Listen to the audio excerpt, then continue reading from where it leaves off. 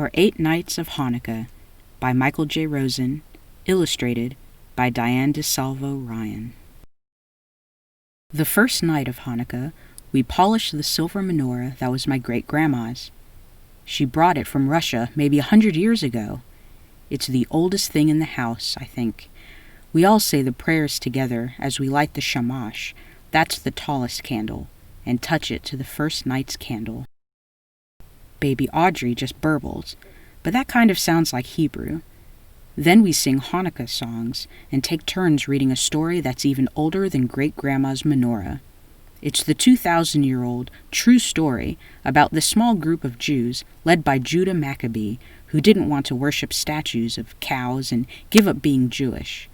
So they fought against this huge, powerful Syrian army, but by a real miracle, the Maccabees won.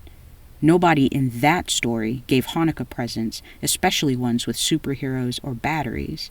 They were just glad to be free to be Jews. On the second night, at Grandma and Grandpa's, we light 2 candles with a shamash.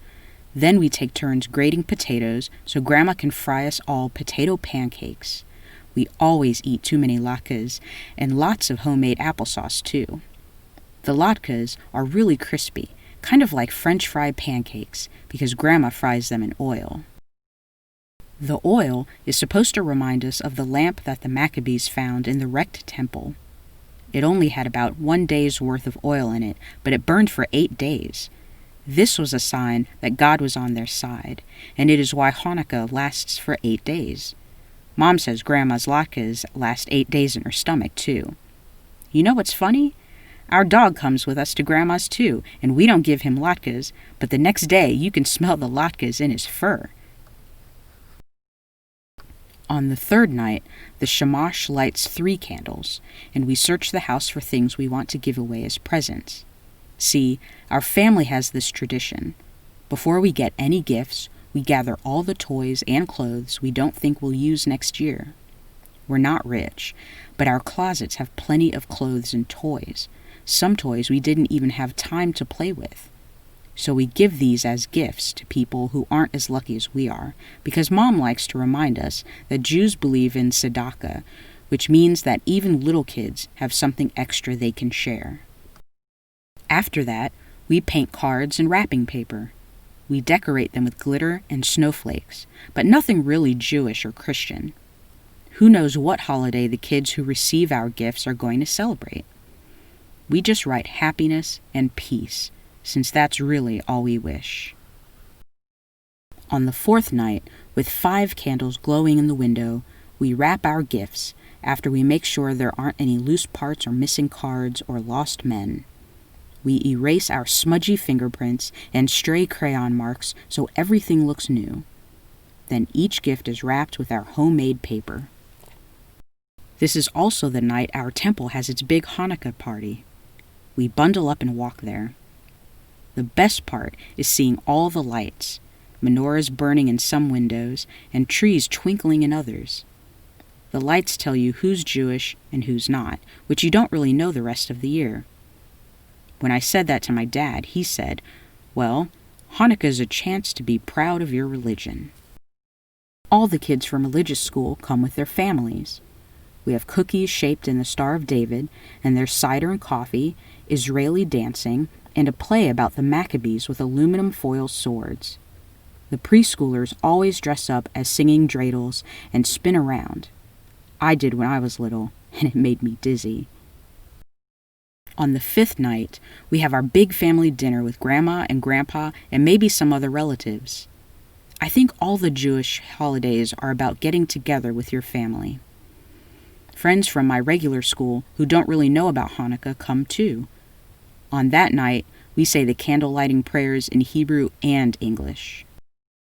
For dessert, Dad gives everyone a net bag with chocolate coins wrapped in gold foil, and then Grandpa says he can beat anyone at a game of dreidel. It's not a very hard game. It's just a spinning top with 4 Hebrew letters, Nun, Gimel, He, and Shin, 1 on each side.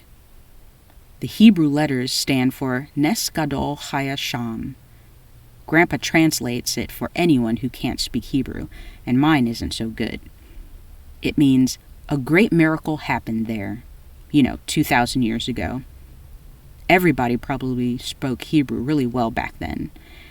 At the end of the game, which is mostly laughing because we keep eating our winnings, Grandpa gives all us kids Hanukkah gelt, real silver dollars, to save for college. The 6th night, after we light the menorah, we drive our gifts to a shelter. The people there know kids who don't even have houses. Last year, we sent our presents to our neighbors' cousins. They'd lost almost everything in a gigantic flood, even their dog, although they found him 1 month later. Later, we shop for family presents. Mom and Dad take baby Audrey, but we older kids go with Grandma and Grandpa. They make weird suggestions about what to get our parents, like kitchen towels or trivets. We've already hinted a lot about what we'd like, but our parents always surprise us. Grandma and Grandpa never try to buy us clothes. We go to giant toy stores to look for things we really need. And Grandma will say, "Well, I don't know, we'll see." But then Grandpa says he's going to find the restroom and sneaks back to buy just what we wanted. Each year, on the 7th night, we light our menorah at our very best of all friends' house. They celebrate Christmas, but they like Mom's latkes almost as much as I do, so we bring over a giant platter of them. After dinner, they surprise us with Hanukkah presents, and we help them trim their tree with cranberries and tinsel and all the ornaments their 2 cats haven't broken. When their tree is finished, the room is lit with only our menorah's flames and the strands of Christmas lights. We tuck the presents we bought them under the tree and eat cookies I've sometimes helped decorate earlier in the day.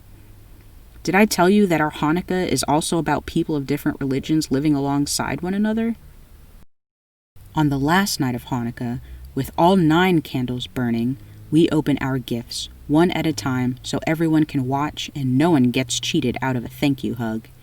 Our dog gets presents too, even though he isn't Jewish. Half the presents we made ourselves, and the rest we bought with saved-up allowance. Plus, there are packages from relatives who live too far away to come over.